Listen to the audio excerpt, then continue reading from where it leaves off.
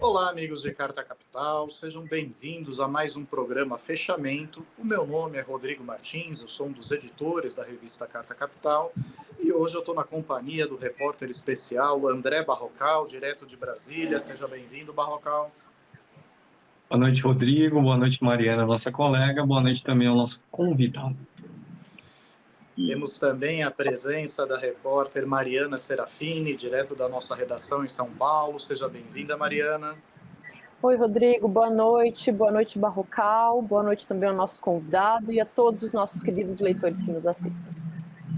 E como os meus colegas de bancada anteciparam, temos um convidado especial, o historiador Manuel Domingos Neto, autor do livro O que Fazer com o Militar. Seja muito bem-vindo, professor. Uma alegria estar com todos vocês aqui e com os que acompanham a Carta Capital.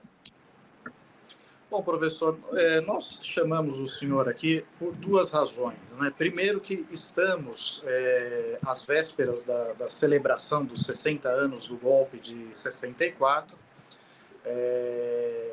também estamos num contexto, né, de responsabilização das pessoas envolvidas na trama golpista de 2022-2023, né? E atualmente tivemos algumas sinalizações do governo Lula que não ficaram muito claras, né? Uma delas é o presidente ter vetado, pedido para os seus ministros não fazer qualquer ato alusivo em memória dos 60 anos do golpe.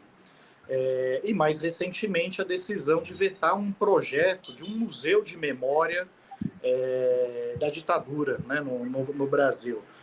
E o que eu gostaria de iniciar a conversa é com a pergunta: por que o governo tem tanto medo dos militares, já que a justificativa para ambas essas decisões foi não ferir suscetibilidades, não melindrar os militares nesse momento?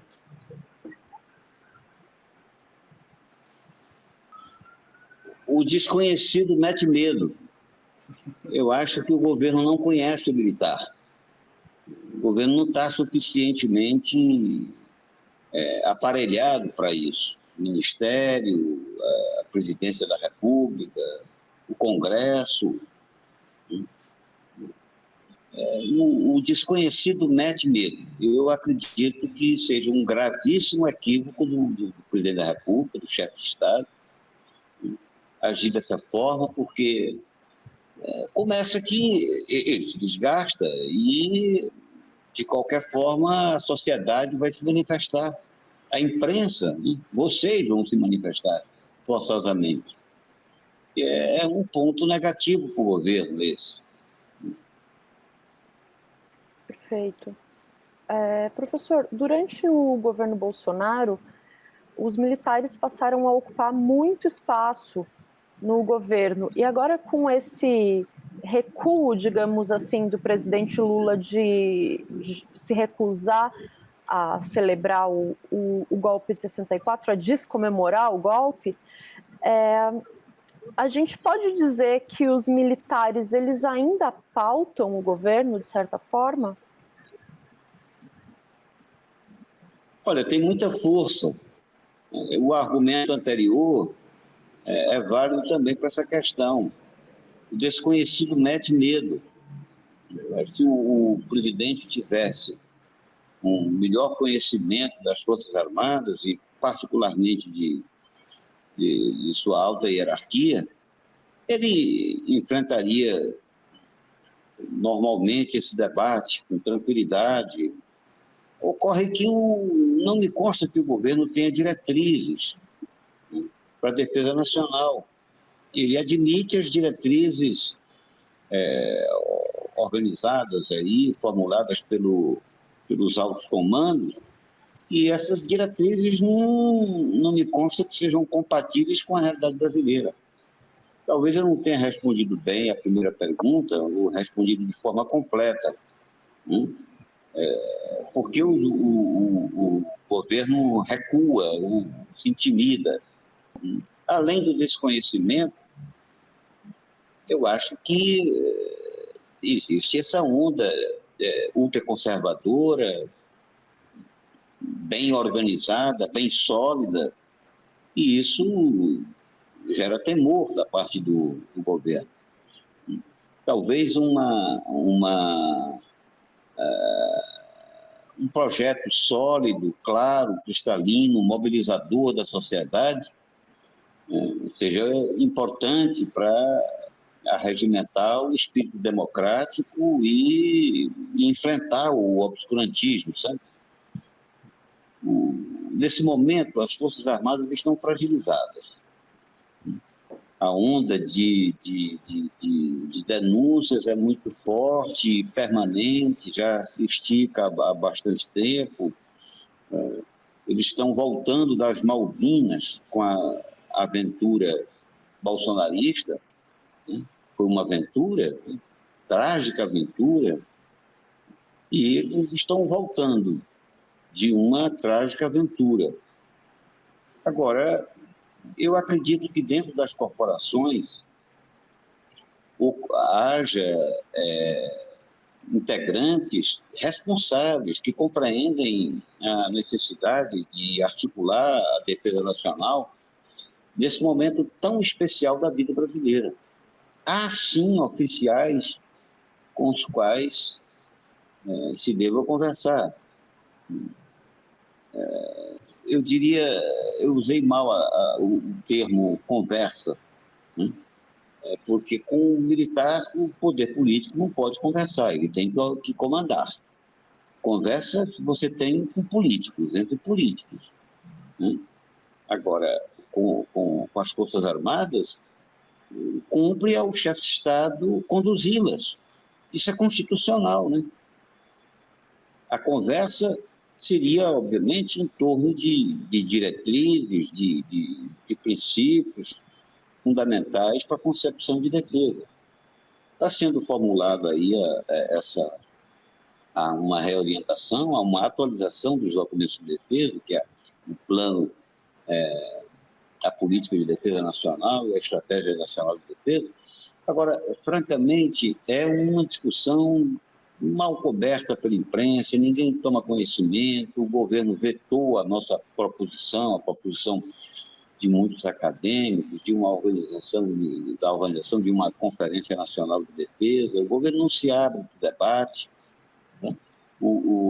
A equipe interministerial que está organizando a documentação, aliás, que organizou a documentação, formalmente, me parece que ela está, inclusive, aberta, só que em torno disso ninguém fala, esses documentos sequer são conhecidos, né?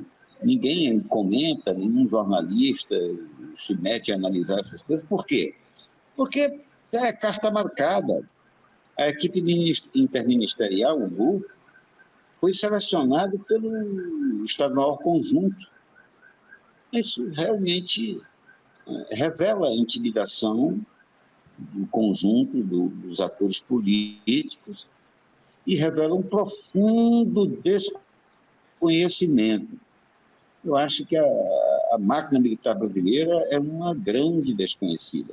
Você conhece e acompanha com atenção essas investigações, por exemplo, qual o general que estava metido da equipe, aquele que fez isso ou aquilo, cuidou de vacina, fez tropelias aí nos ministérios, na ABIN, etc. Mas as questões centrais da defesa nacional, elas não, sabe, não há quem, por exemplo, opine com conhecimento de causa, com solidez, acerca da tese da supremacia aeronaval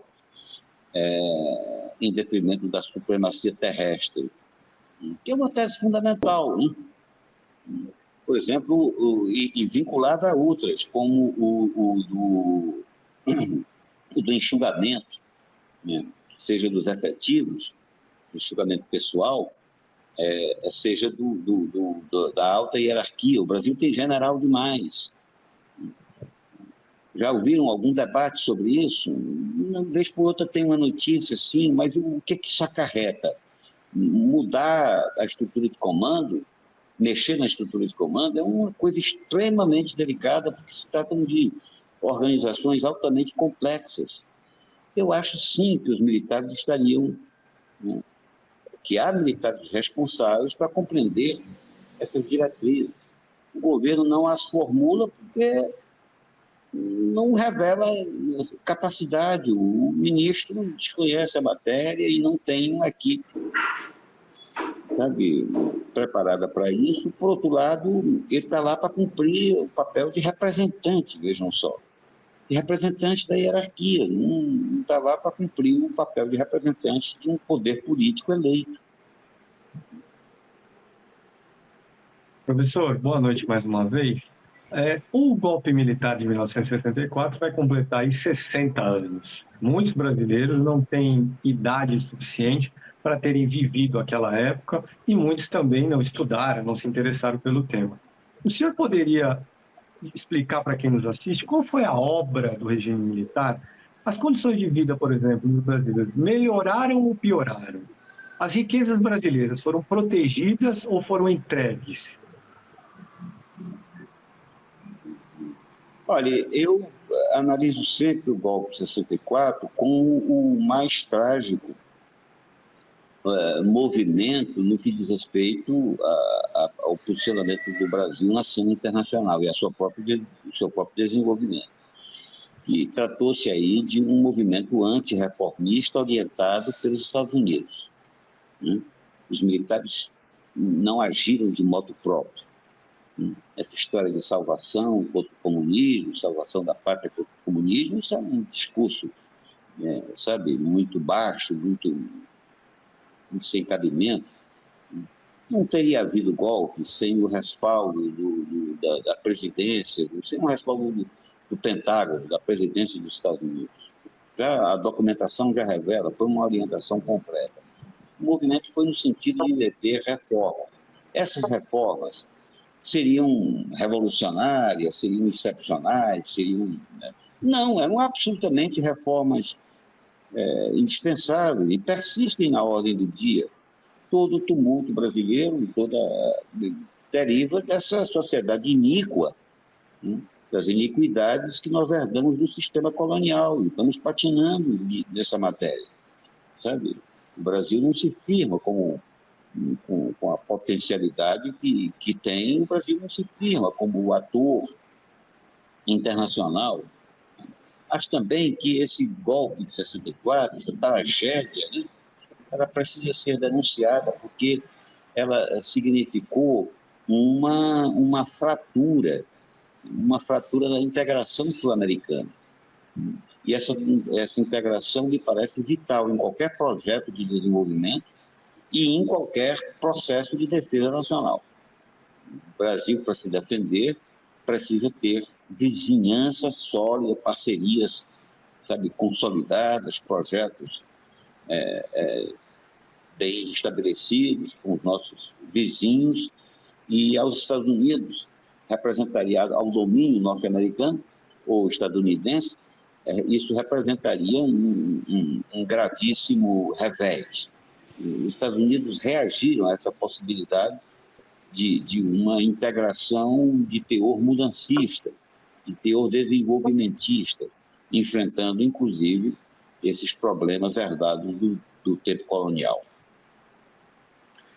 Professor... A gente está acostumado a analisar o golpe de 64 a partir das barbaridades. Eu próprio fui prisioneiro político, fui vítima de sedícias, né, no inquérito policial. Eu relato isso no livro que foi mencionado aí, né, mas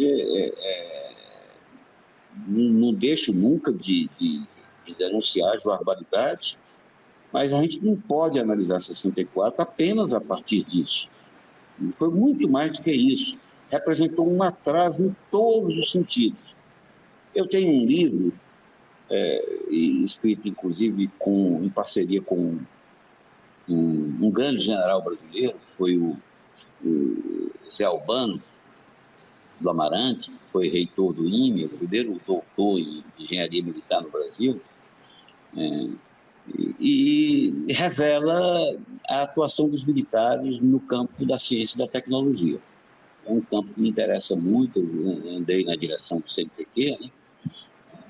me parece que foram realizadas coisas importantes durante a ditadura.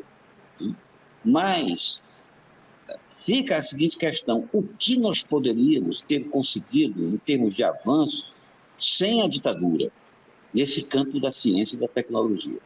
Hoje nós somos rigorosamente dependentes em tudo, em matéria de conhecimento científico, tecnológico e de inovação. Nós estamos engatinhando.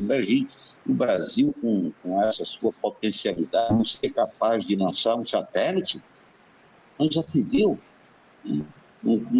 ter autonomia em suas comunicações satelitais, não dispor de instrumentos básicos, de mísseis, né, de uma estrutura naval independente. O Brasil não imagina. Países inferiores à potencialidade do Brasil podem fabricar aviões. Nós montamos aviões, nós projetamos e montamos. Os nossos aviões não voarão caso o fornecedor estrangeiro não permita. Nossa aviação para, sem as peças de repulsão. É um país absolutamente dependente do ponto de vista tecnológico. Portanto, foi, sobre todos os aspectos, a ditadura militar foi uma tragédia. Inclusive para o que diz respeito à defesa nacional. Professor, nós já recebemos aqui vários comentários. Algumas das pessoas que estão nos acompanhando acham que o Lula está correto em não pautar esses temas no momento, porque acreditam, é o caso, por exemplo, do Samuel, Eliane, do Mark Sobe, em linhas gerais aqui, me parece que eles acreditam que esticar a corda neste momento poderia resultar numa nova tentativa golpista, numa nova ameaça de uma ditadura no Brasil, pelo que eu entendi. E eu gostaria de jogar essa provocação deles para o senhor, se de fato existe essa ameaça, né? E Lula não estaria sendo prudente no caso, junto com a pergunta da Tatiana Nascimento: existe militar legalista ou isso é história da carochinha? Olha, a primeira pergunta é a seguinte: é preciso compreender que o militar espera ordens. Ele foi educado, ele foi criado nesse sentido. Se não vier ordem, ele manda. E quanto mais ele manda, mais ele quer mandar. Portanto, ao não exercer o comando efetivo, o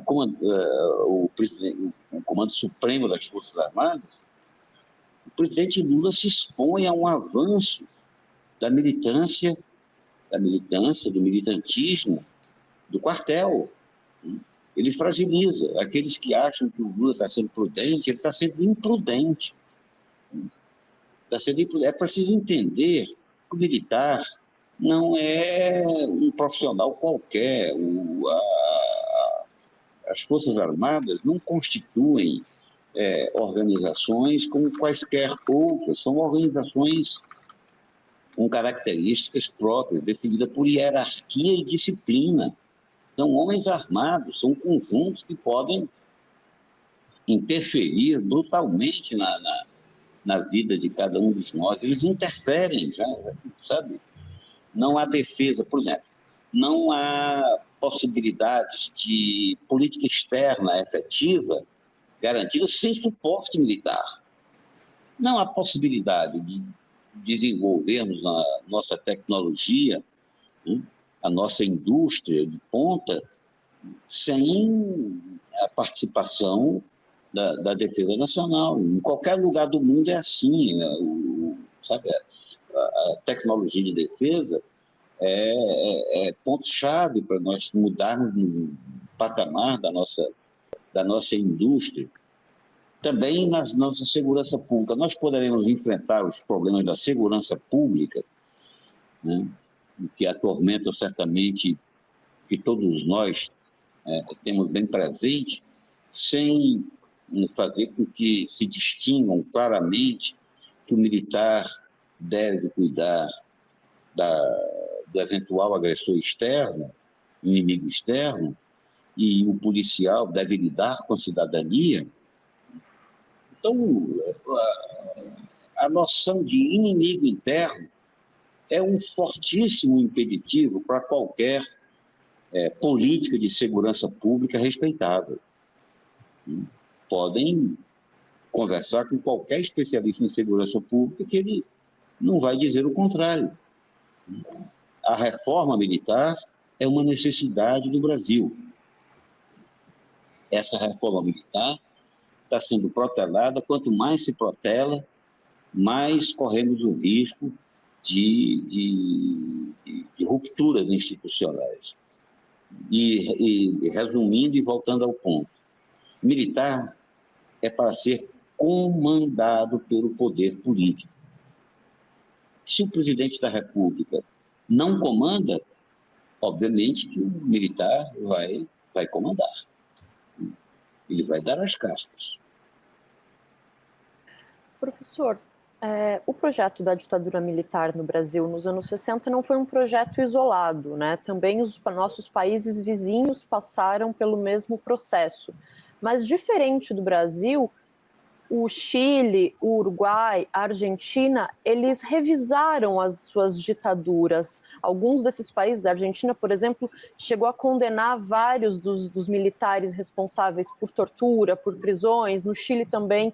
O Chile tem um memorial da ditadura imenso. E aí eu queria saber qual que é o prejuízo do Brasil não passar essa história limpo. Olha, foi gravíssimo. Agora, eu diria também que a história não foi rigorosamente passada limpo na Argentina, no Chile, porque não houve reforma militar, as estruturas permaneceram iguais. Vejam vocês, condenaram, digamos assim, figuras, protagonistas da máquina militar, meter na prisão, isso e aquilo, não vai simplesmente resolver o problema. É fundamental, é indispensável. É indispensável. Agora, não basta. É insuficiente. O militar, tal como qualquer corporação, a corporação militar, ela é ciosa de suas tradições. Ele se perde sem o cultivo de tradições. O simbolismo. E o simbolismo dos exércitos argentino, chileno e brasileiro, eles permanecem intocados. Se você entrar hoje na escola de comando do Estado-Maior do Exército, sabe qual é a estátua que você vai verificar? A mensagem mais direta é: Viva Castelo Branco. Está lá o busto do Castelo Branco na entrada.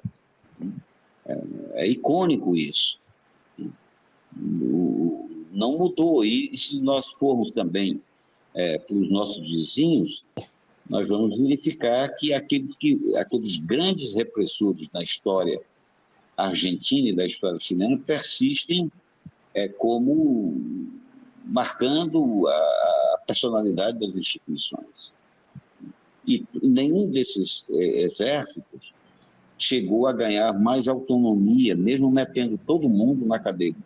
Todo mundo não, metendo um bocado de torturador na cadeia. Colocar os torturadores na cadeia é fundamental. Agora, não basta, é insuficiente. E eu diria também o seguinte, que não deixa de ser até cômodo você prender, assim, digamos, centenas ou milhares, mesmo que fossem, de pessoas diretamente envolvidas com a tortura. Porém, foi o conjunto das máquinas, o conjunto da máquina militar é que teve envolvido. Então, nesse sentido, é que faria cabimento um pedido de desculpas do Estado, sabe? Um reconhecimento generalizado, e uma mudança efetiva. O militar não pode persistir, ele vai punido por ter torturado, mas ele continua lá sabe, sem respeitar Tiradentes ou sem dar o devido valor a Tiradentes. Ele continua lá tendo como o grande paraninfo, o grande patrono, sabe, o grande o Caxias. Caxias, que foi o maior repressor da sociedade brasileira em formação no século XIX. Bota um bocado de gente aí na cadeia, mas a máquina militar continua dependente, estruturalmente dependente do complexo industrial militar dirigido pelo Pentágono. Então, nós não vamos ter mudanças substanciais. Eu procurei abordar essas questões no meu livro, obviamente, de uma forma bem inicial e visando suscitar o debate. Nós precisamos, digamos, mudar um pouco o nível de abordagem dos problemas relativos à defesa nacional, para que nós tenhamos clareza sobre o que fazer com o militar. Professor, a reportagem de capa dessa semana de Carta Capital, inclusive eu peço agora ao Kaká, nosso produtor, para pôr no ar a imagem dessa capa, faz uma, digamos, ligação entre o golpe militar de 64 e a tentativa de golpe de Jair Bolsonaro com o apoio de militares para anular o resultado da eleição de 2022. Eu gostaria de lhe perguntar, e que o senhor explicasse para quem nos assiste, se a falta de punição para os participantes do regime militar de 64 a 85, de alguma forma contribuiu para esse golpismo visto no governo Bolsonaro, ainda que esse golpismo não tenha vingado como Bolsonaro imaginava. Sem dúvida que a falta de orientação, de diretriz, de comando, André, nos levou a isso. E também muitas ilusões. Eu confesso, eu próprio me iludi muito. Sabe que eu lido com essas coisas há muito tempo, a minha vida toda, a minha tese de doutorado ainda. Lá se vão tantos anos. Em 79 que eu defendi a tese de doutorado sobre a modernização do Exército. 79. Eu fui absolutamente iludido, por exemplo, com o discurso do Vilas Boas, o general Vilas Boas. Eu torci para que o general Vilas Boas fosse o comandante do Exército. Tal a forma como ele apresentava de repudiar o atentado à democracia, pois foi justamente o homem que articulou tudo, foi o grande líder responsável por essa aventura ultraconservadora do Brasil. Em resumo, André, a relação de 64 com o bolsonarismo é absoluta, é completa. Inclusive nas grandes, digamos assim, nas grandes linhas que inspiraram, que movimentaram os corações e as mentes, né, dos golpistas. A mesma defesa da pátria, entre aspas, a defesa da família, a defesa da civilização ocidental. Enfim, em resumo, a defesa contra as alternativas de mudança e contra a democracia. Porque é a democracia que permite a movimentação social ou o debate que conduz à vontade mudancista. Nosso país precisa de reformas. Quem é que pode dizer o contrário, né? No entanto, essas reformas são permanentemente obstaculizadas e o militar teme essas reformas. Qual o temor mesmo, né? Essas reformas afetarão a própria máquina militar. Por exemplo, a estrutura de recrutamento militar atual, ela reflete a falta de oportunidade para a juventude. Nosso sistema de recrutamento é baseado nos mesmos princípios que orientaram o recrutamento do período imperial. Houve o recrutamento universal, o recrutamento obrigatório, houve a proibição de tortura, castigos corporais nos quartéis, mas, a rigor, quem presta serviço militar, é o mesmo desvalido, é o mesmo garoto, é o mesmo jovem, sabe, que não encontra oportunidade. Ou, por acaso, existe algum filho de juiz, filho de industrial, filho de médico bem-sucedido, filho de professor universitário, servindo ao exército. Quem serve ao exército? Quem serve ao exército? É o mesmo jovem sem futuro do passado. Foi assim ao longo de toda a história. Se você muda a sociedade, é óbvio que isso vai afetar a organização militar. Se você dispõe, por exemplo, de tecnologia avançada, você afeta a estrutura militar na medida em que eles estão, por exemplo, os escritórios de Washington serão fechados. Esses escritórios são sintomáticos de uma dependência profunda. Isso repete um esquema secular, minha gente. Essa história de montar escritório nas grandes capitais para negociar a importação de armas, equipamentos. Um país que se defende com armas produzidas no estrangeiro, esse país vende a alma ao diabo, porque essas armas elas serão estancadas, elas não serão mantidas na ocasião em que o estrangeiro bem quiser.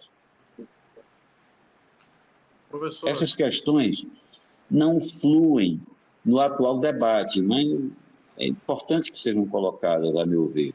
Pois não? Não, professor, eu gostaria de agradecer muito a sua participação no programa, só que está sempre aqui conosco, né, atendendo aos convites da carta, e também colaborando com as nossas reportagens. É sempre um prazer falar com o senhor.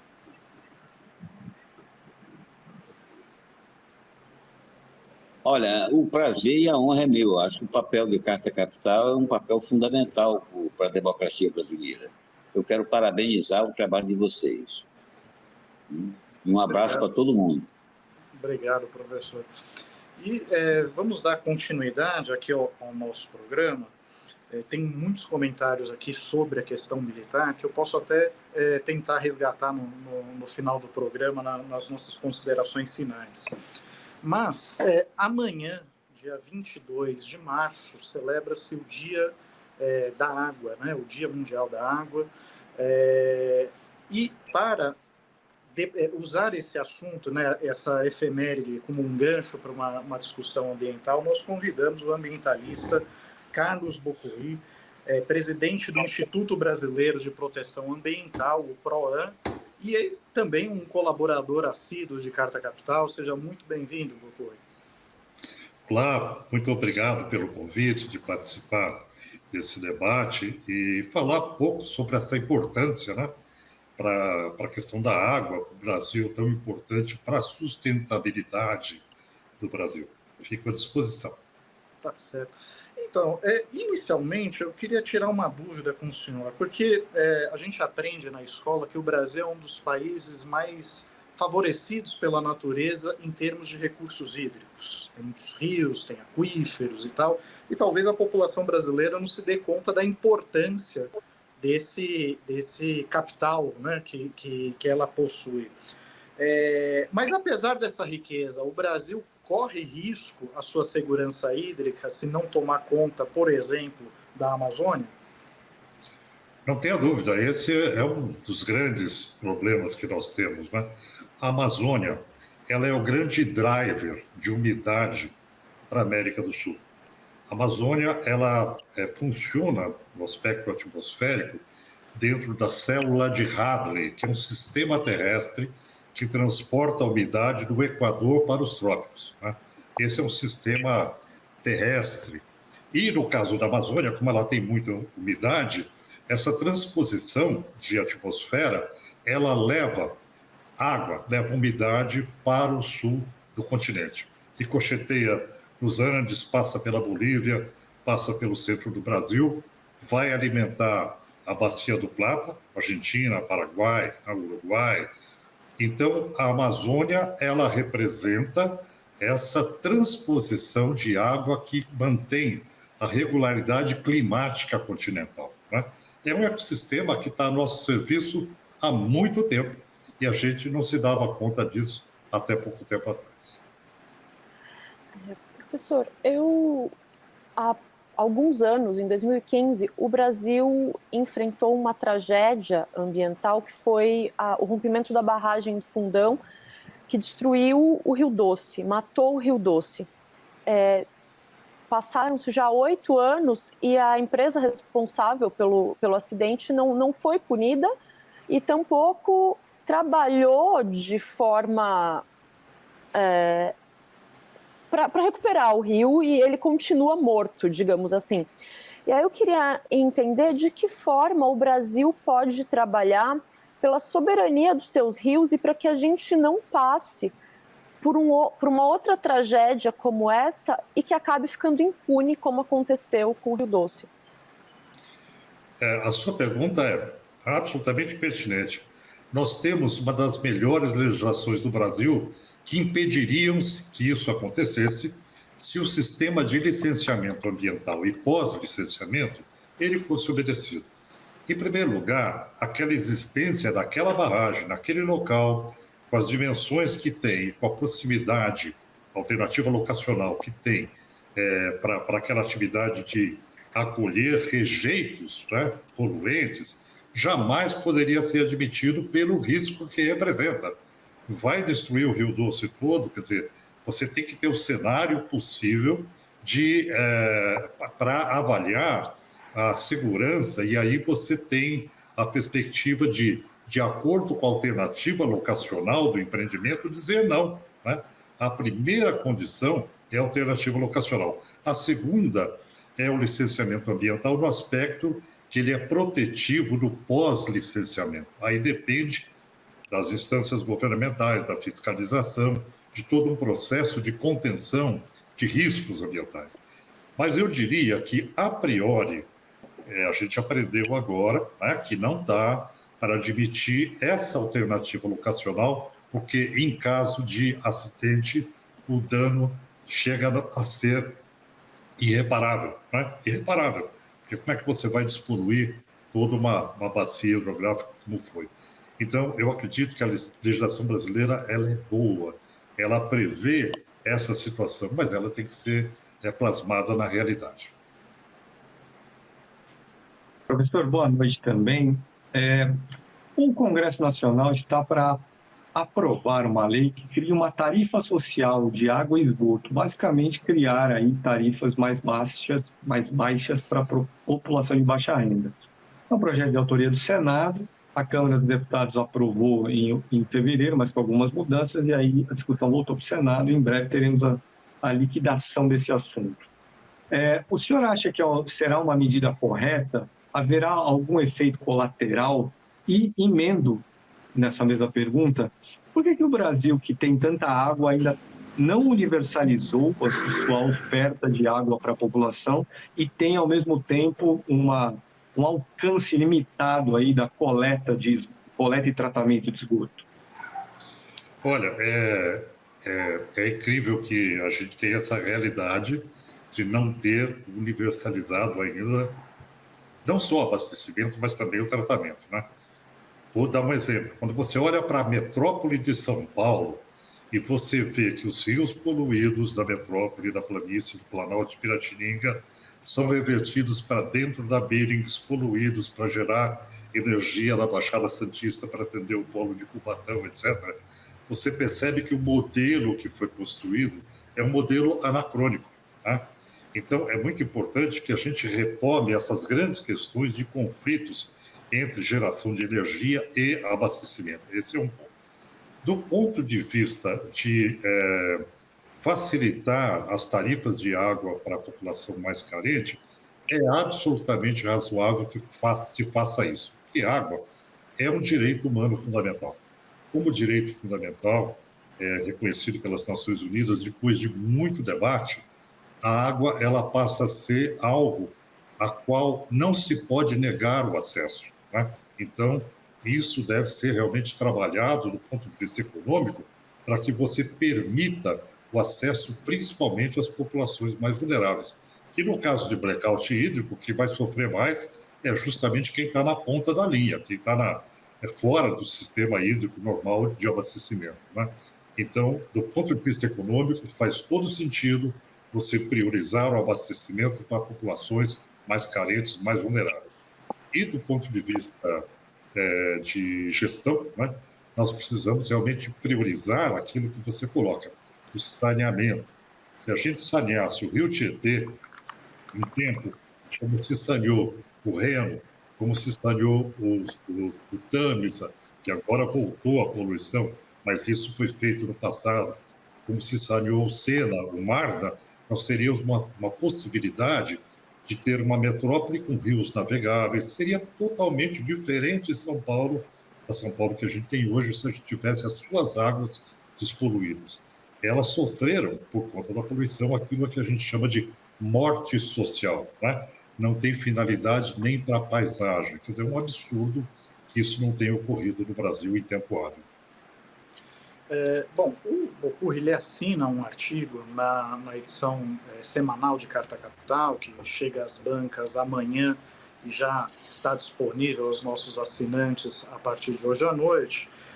E tem dois aspectos nesse artigo que me chamaram a atenção, professor. O primeiro é quando o senhor lembra que o líder soviético Mikhail Gorbachev previu a possibilidade de haver conflitos para ter acesso a recursos naturais estratégicos, em particular da água, né? E um segundo ponto é que o senhor fala da necessidade de haver um arcabouço, um instrumento jurídico internacional para proteger os rios voadores da Amazônia. Eu gostaria que o senhor pudesse falar desses dois aspectos. Assim, de fato, o senhor vê um cenário global de risco, de tensão, de ameaça de conflitos por conta da escassez da água, e por que é tão importante fazer esse arranjo internacional na Amazônia para proteger os seus rios? Bom, vamos começar lá pelo fim da Guerra Fria, né? Por Gorbachev.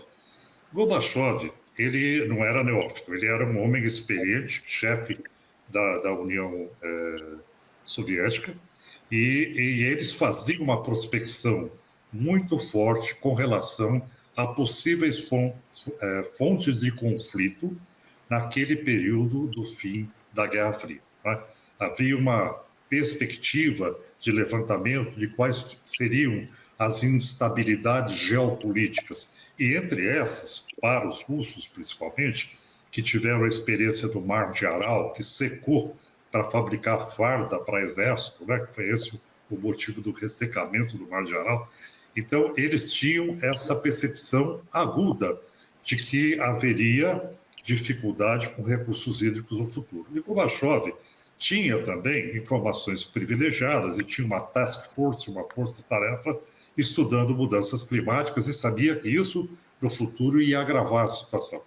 Então, ele defendia, e eu acho que aí está o ponto, ele defendia que deve haver um regramento jurídico para você trabalhar em processo de compartilhamento hídrico, né?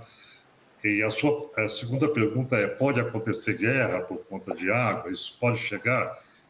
Estudos recentes dizem que os países tendem muito mais a um processo colaborativo do que entrar em guerra por conta de água. Quer dizer, é muito mais fácil, muito mais tranquilo de resolver, porque você tem que ter uma gestão compartilhada. 3 bilhões de pessoas vivem de água compartilhada internacional, né? As bacias entre países. O Brasil tem a bacia do Paraná, a Amazônia, vem de outros países também. Então, aí eu vou para a tua terceira pergunta. A questão é: por que os rios voadores precisam de uma proteção especial? Os recursos naturais de um país, os ecossistemas de um país ou de um conjunto de países, eles têm que ser protegidos. Gorbachev defendia que o primeiro instrumento é o instrumento jurídico, porque você determina a questão jurídica que vai dar o arcabouço necessário para políticas públicas nacionais e internacionais de proteção. Então, quando nós falamos do aquífero Guarani, houve o Tratado do Aquífero Guarani que protege um aquífero que está debaixo do Brasil, né, do Paraguai e da Argentina. Quer dizer, você tem uma grande extensão de água doce debaixo desses países e muita gente já se abastece desse aquífero. Se o Brasil colocar agrotóxico lá, você vai ter uma poluição que vai atingir outros países também, né? Então, da mesma forma como você protege rios transfronteiriços, você protege represas transfronteiriças, protege aquíferos, você tem que proteger também a transposição de água. Porque ela só é mais, eu diria, volátil na nossa compreensão, mas ela é real, né? Ela é mensurável, ela é cientificamente comprovada, né? Então é preciso que você adote um sistema que faça a proteção da transposição de água da Amazônia, porque senão você vai ter no Brasil o que é o centro-oeste dos Estados Unidos, Arizona, Utah, você vai ter desertos, porque essa é a característica tropical quando você não tem transposição de umidade. Se você pegar o mapa do planeta, você vai ver que onde o Equador transporta só calor, não transporta umidade, você tem deserto, né? Por que a África não está desertificada na bacia do Congo? Porque ela tem justamente essa transposição de umidade das florestas da bacia do Congo. Então, essa realidade, que é uma benesse para o Brasil, que não foi descoberta há muito tempo, ela merece uma proteção especial. Nós fizemos essa proposta ao Mercosul, houve uma receptividade grande por parte do Uruguai e da Argentina, interessados no processo. O pessoal ali do Itamaraty, na hora, falou, vamos ter que ver com cuidado, porque a gente cria um elemento de pressão de outros países para cima do Brasil. Existe sempre esse cuidado da diplomacia, né, internacional, no sentido de não criar elementos de pressão. Mas isso ficou praticamente paralisado, porque depois nós tivemos a entrada do governo Bolsonaro e não havia preocupação nenhuma do Itamaraty brasileiro caminhar nesse sentido de uma proteção da Amazônia por conta dos seus voadores, né? Nós estamos voltando à carga agora com essa proposta. Professor, a gente está assim, caminhando aqui para o fim da conversa, mas eu queria fazer ainda uma última pergunta. O senhor citou anteriormente alguns países que recuperaram seus rios. São Paulo tem aqui 2 grandes rios mortos, né? O Rio Pinheiros e o Rio Tietê. Se a Inglaterra conseguiu recuperar o Tâmisa, o rio da Revolução Industrial, o que é que falta para São Paulo conseguir recuperar os seus rios? Falta vontade política? Falta tecnologia? Qual seria o caminho? O rio Tâmisa, ele foi despoluído pelo que é chamado dos 1000 cafés da manhã.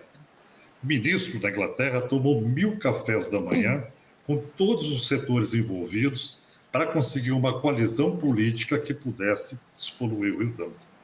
Aqui em São Paulo, quando começou o projeto de despoluição do Pinheiros, foi escolhido estações centralizadas, grandes estações, sem articulações regionais. Então, ao longo do tempo, a região do ABC paulista se viu deslocada e sem saneamento. Mogi das Cruzes, Guarulhos também. Então, houve partes de saneamento sem articulação política, né? Então, minha resposta para você é essa: faltam os 1000 cafés da manhã para articular todo mundo com objetivo único e tocar o processo. Bocurri, eu agradeço muito pela sua participação no nosso programa, pela sua disponibilidade de estar aqui. Lembrando que ele é, na verdade, um grande colaborador de Carta Capital, tem uma coluna no site da revista, assina uma newsletter ambiental para a gente. Então, eu acho que assim, a gente não deveria nem chamar mais como convidado, porque já é da casa, né? Obrigado. Eu fico feliz de pertencer a essa estrutura que vocês têm, que é crítica, não é? Que é uma estrutura que demonstra que o brasileiro não pode ter ingenuidade, ele tem que ter essa capacidade de leitura da realidade que proporcione transformações, né? Eu fico feliz de participar dessa abordagem que normalmente vocês acabam dando a temas tão importantes para a realidade brasileira. Obrigado, doutor. Um forte abraço. Até mais. E dando sequência aqui ao nosso programa, acho que já nos encaminhamos, né, para o término aqui, para os minutos finais do programa. Então, sem mais delongas, Barrocal, quem é o seu convidado amanhã no Poder em Pauta e qual assunto que você gostaria de destacar aqui no nosso encerramento? Rodrigo, amanhã no Poder em Pauta eu entrevisto o deputado federal Idilvan Alencar. Ele é do PDT do Ceará, foi secretário de Educação do governo do estado do Ceará, quando o governador era o atual ministro da Educação, Camilo Santana. E será uma entrevista essa a respeito do tema educação. Porque essa semana, e a partir de agora, Rodrigo, eu faço aqui então, o meu comentário final sobre algum assunto que eu considero importante que a gente não abordou ao longo do programa. E essa semana, a Câmara dos Deputados aprovou, precisamente ontem, aliás, aprovou uma lei que muda a reforma do ensino médio aprovada no governo Michel Temer em 2017, que era uma reforma que basicamente abria mais espaço para o conteúdo técnico e específico e reduzia o ensino daquele conteúdo mais abrangente e mais humanista. A lei aprovada ontem na Câmara dos Deputados faz o contrário, amplia o espaço mais abrangente desse conteúdo e reduz o conteúdo técnico. Foi essa uma proposta apresentada no ano passado pelo governo Lula e ela agora segue para o Senado, precisa ainda de aprovação por lá. E ainda a respeito do tema ensino médio, chamo atenção para o fato de que a partir da semana que vem, 27 de março, 26 ou 27, agora me falha a memória, 26 ou 27 de março, o governo começará a pagar uma bolsa para os estudantes do ensino médio para que eles continuem os estudos e não os abandonem. E no Brasil é comum, muito em razão das nossas carências sociais, que os estudantes aí, seus 14, 15, 16 anos, larguem a escola para trabalhar e ajudar em casa. E essa bolsa que o governo Lula começará a pagar na semana que vem tem por objetivo tentar impedir que isso aconteça. O abandono da escola para que as crianças, os jovens, né, na verdade, trabalhem e com o dinheiro da bolsa eles, os jovens, possam continuar na escola. E você, Mário, o que gostaria de destacar? Vou puxar a sardinha para o meu lado e falar da minha matéria. Tá certo. Essa semana eu escrevi sobre o debate de drogas que está acontecendo no parlamento. O Senado começou a debater no plenário a PEC de drogas, que foi proposta pelo presidente, o Rodrigo Pacheco. Ela já foi aprovada na Comissão de Justiça da Casa e agora seguiu para o debate amplo. O problema dessa PEC, desse projeto, é que ele vai exatamente na contramão do que está sendo debatido no STF. Enquanto o STF tenta descriminalizar o porte de uso de pequena quantidade de maconha para uso pessoal, o Congresso está tentando retroceder a lei de drogas que a gente já tem no Brasil, a lei que foi instaurada em 2006, e transformar toda e qualquer posse de substâncias ilícitas em crime novamente. Hoje, a lei diferencia quem é traficante e quem é usuário. Não significa que o usuário não é punido, mas ele tem uma punição mais branda que o traficante. Caso esse projeto avance no Congresso, a gente retrocede ao que era no período da ditadura militar, quando não existia essa distinção entre traficantes e usuários. O problema dessa proposta, Rodrigo, é que hoje no Brasil a questão do tráfico de drogas já é o principal motivo pelo encarceramento em massa. O Brasil é o terceiro país com maior encarceramento do mundo, está atrás apenas dos Estados Unidos e da China. E entre as pessoas que estão presas, quase 70% delas são pessoas negras, pobres e com baixa escolaridade, o que nos demonstra que a justiça brasileira normalmente encara essas pessoas como traficantes e as pessoas brancas que moram nos bairros mais abastados, que estão nos espaços mais abastados da sociedade, normalmente, se são pegas com a mesma quantidade de droga que uma pessoa negra, ela vai ser tratada como traficante, como usuário. Inclusive, um estudo que um dos senadores com quem eu conversei, o senador Fabiano Contarato, me contou que uma pessoa branca, para ser presa por tráfico de drogas, ela precisa estar com 80 vezes mais drogas do que uma pessoa negra. Ele foi delegado de polícia durante 27 anos, ele desconhece 80%. A realidade. Não, 80 vezes mais. 80 vezes mais? Vezes? Uhum. Vezes? Vezes. É muito, muito surreal, assim. A justiça é o que é chamado de racismo institucional, racismo estrutural. Então, a gente está vendo o Congresso avançar rumo a um retrocesso, e é muito grave. O tema é muito complexo, é difícil de explicar aqui só falando em pouco tempo, então eu chamo os nossos leitores para que vejam essa matéria que eu escrevi essa semana. Bom, pessoal, eu tinha prometido aqui fazer um breve comentário sobre o tema da nossa primeira metade da conversa, né? Porque nós recebemos vários comentários de pessoas, de dois grupos, vamos dizer assim. Um grupo que acha que Lula está certo, de ter prudência, que não dá para confiar nos militares, que não é o momento de esticar a corda e que corremos risco e tal. Um outro grupo que acha, o grupo do qual eu confesso, me identifico mais, que não pode se apagar o passado, passar uma borracha no passado, que talvez seja exatamente por isso que nós estamos vendo a repetição desses problemas hoje, já que nós não enfrentamos esse fantasma quando deveria ter sido enfrentado no chamado processo de redemocratização do Brasil, na minha avaliação, jamais concluído, né? Mas tem uma pergunta aqui que o Francisco Cícero fez, que é o seguinte: por que vocês não cobram do STF o julgamento da revisão da lei da anistia, que estão sentados no processo tem 13 anos?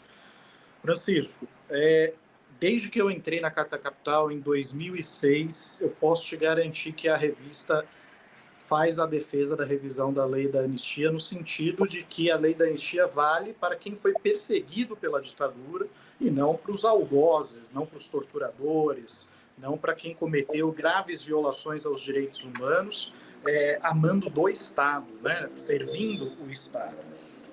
Tanto é verdade que em 2008 nós chegamos até a ganhar um prêmio Vladimir Herzog por uma reportagem que foi precursor em apresentar esses processos criminais que o Ministério Público Federal estava movendo na tentativa de forçar o judiciário a responsabilizar os agentes da ditadura.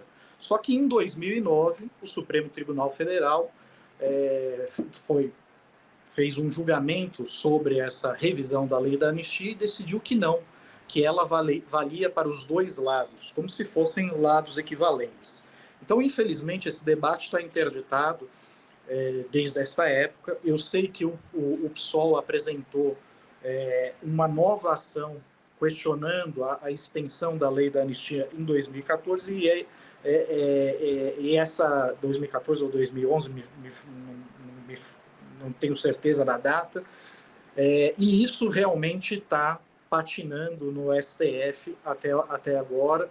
Mas eu devo dizer para você que eu acho pouquíssimo provável, tá, que a Corte irá revisar uma decisão sua, né? Por mais que um dos ministros tenha se disponibilizado a pautar esse julgamento e tal, eu acho pouquíssimo provável que o STF vai mexer nesse vespeiro, ainda mais na atual conjuntura que nos encontramos.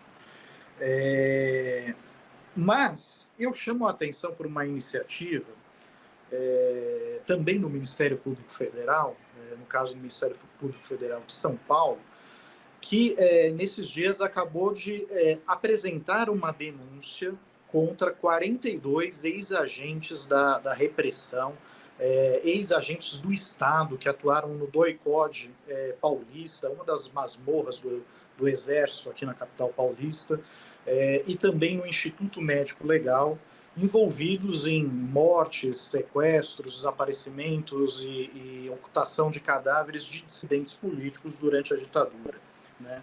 Entre essas figuras, né, que são objeto dessa ação, figuram o coronel Carlos Alberto Brilhante Ustra, o amor de Jair Bolsonaro, né, e também o delegado Sérgio Paranhos Fleury, que foi o responsável pela emboscada que matou o guerrilheiro Marighella e também liderou um grupo de extermínio em São Paulo, que ficou muito famoso à época. Só que ambos, tanto um quanto o outro, já morreram, né? Eles morreram impunes, né? Jamais pagaram pelos crimes que cometeram. Só que essas ações do Ministério Público Federal, atualmente, eles são na esfera civil, né? O que isso significa? Eles não estão pedindo a responsabilização criminal de nenhum deles. Se tiver algum desses 42 agentes que está vivo, ele não corre risco de ser preso. No entanto, eles pedem que essas pessoas façam ressarcimento dos cofres públicos de todas as indenizações que foram pagas às vítimas e aos familiares das vítimas que eles fizeram. E mesmo no caso de um agente da repressão que está falecido, essa responsabilidade recai sobre os seus familiares. Então, eventualmente, os herdeiros do coronel Brilhante Ustra e do delegado Sérgio Paranhos Fleury vão ter de pagar reparação e ressarcir os gastos do Estado com o pagamento de indenizações às vítimas desses agentes da repressão. É uma forma que eu acho interessante. Precisamos ver como isso vai ser recepcionado pelas cortes superiores, mas eu espero que tanto o STJ quanto o STF permitam que, ao menos esses processos na esfera civil, sigam adiante sem a proteção desse manto da impunidade, aí dessa visão estendida, alargada da Lei da Anistia de 1979, que, diga-se de passagem, é considerada ilegal pela Corte Interamericana de Direitos Humanos. Afinal de contas, nenhum regime que cometeu graves violações aos direitos humanos, crimes de lesa humanidade, pode aprovar uma autoanistia para os seus próprios crimes, né? Mas, enfim, agradeço pelas considerações de todos, agradeço pela pergunta e agradeço a todos que nos acompanharam até aqui, aos meus colegas de bancada, Mariana, direto de São Paulo, Barrocal, direto de Brasília. O Barrocal, que incrivelmente está todo mundo passando calor, mas eu imagino que Brasília agora deve estar mais fresquinho por causa das chuvas, né, Barrocal? Olha, hoje à tarde, por acaso, choveu um bocado aqui em Brasília, viu, Rodrigo? Tem sido um tempo abafado nos últimos dias por aqui, mas hoje choveu bem agora à tarde e, de fato, isso ajudou a refrescar um pouco aqui. Muito melhor que esse deserto do Saara que baixou no Rio e em São Paulo aí na última semana. Pois é. É que o Saara chega em Brasília normalmente em julho, né, Barrocal? Julho, agosto. O período seco é um período muito mais abafado. Exato, julho, agosto, é na virada do inverno para a primavera, Rodrigo. De fato, fica muito seco aqui, muito abafado também. Que calor é um ano inteiro. Mas, enfim, agradeço ao Barrocal, agradeço a Mariana, agradeço ao Kaká, nosso editor de vídeo, que nunca aparece, mas está sempre aqui entre nós, aos nossos convidados e a todos vocês que estão aqui. Um forte abraço e até a próxima, pessoal. Já notou como os jornais de maior circulação do Brasil estão sempre unidos na defesa de pautas como controle de gastos públicos, Banco Central independente e a firme oposição a qualquer iniciativa para taxar os 10% mais ricos, aqueles que abocanham 60% da renda nacional? Pois é, esse monocórdio discurso único da mídia tem raízes profundas. Somente 5 famílias controlavam metade dos veículos de comunicação de maior audiência do país em 2017, segundo a ONG Repórteres Sem Fronteiras. E o pior, essa concentração está aumentando com a compra de grupos de mídia por bancos e corretoras. Agora, refresque a memória. Você lembra qual foi a primeira publicação a denunciar os abusos da Lava Jato? Muito antes do vazamento daquelas conversas que comprovaram o conluio do juiz Sérgio Moro com procuradores da República para prender Lula? Recorda-se de quem desde o primeiro momento denunciou que o impeachment de Dilma Rousseff era um golpe? Nadar contra a corrente sempre foi a nossa especialidade, mas também nos cobra um preço alto. Carta Capital sofreu boicote sistemático dos governos Temer e Bolsonaro, inclusive com pressões para que grandes empresas deixassem de anunciar na revista. Só sobrevivemos nesse período graças à inestimável contribuição dos nossos assinantes e apoiadores individuais, trabalhadores como eu e você que ainda sonham com um país mais democrático, justo e inclusivo. Somos muito gratos a todos que nos apoiaram nesse momento. Mas o perigo não passou.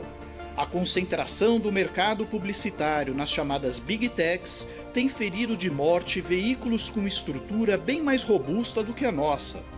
Imaginem o impacto desse fenômeno em quem nunca pôde contar com o apoio de grandes empresas e grupos financeiros. E é por isso que renovamos o pedido de apoio. Só conseguimos manter o jornalismo corajoso, honesto e transparente de Carta Capital com as contribuições de nossa comunidade. Não adianta criticar a mídia corporativa e não apoiar quem sempre esteve ao lado da democracia, da diversidade e dos direitos humanos. Faça a sua parte. Contribua com Carta Capital. Faça uma assinatura para receber a revista em sua casa ou faça uma assinatura digital. Se você não pode assumir um compromisso mensal agora, doe qualquer valor em nosso site ou no Superchat durante as nossas transmissões ao vivo pelo YouTube. Valorizamos igualmente todas as formas de contribuição, não importa a quantia que você possa despender, porque temos clareza de que juntos somos mais fortes e podemos vencer o discurso único da mídia.